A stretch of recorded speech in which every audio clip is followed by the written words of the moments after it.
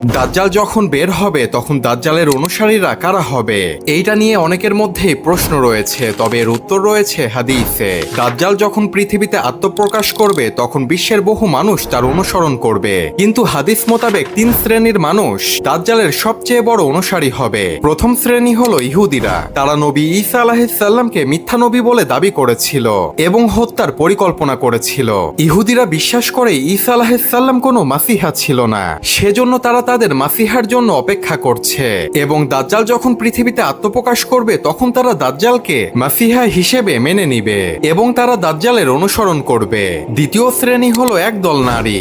দাজ্জাল যখন বের হবে তখন পুরুষেরা তাদের স্ত্রী, মা, বোন এবং কন্যা সন্তানদেরকে বেঁধে রাখবে যেন তারা দাজ্জালের কাছে না যেতে পারে, কিন্তু দাজ্জালের অলৌকিক ক্ষমতা দেখে নারীদেরকে ঘরবন্দি করে বেঁধে রাখা সম্ভব হবে না। তারা ছুটে দাজ্জালের কাছে চলে যাবে এবং দাজ্জালকে অনুসরণ করবে। তৃতীয় শ্রেণী হলো অশিক্ষিত ব্যক্তি। দাজ্জালের অনুসারীর মধ্যে অধিকাংশই হবে অশিক্ষিত ব্যক্তি।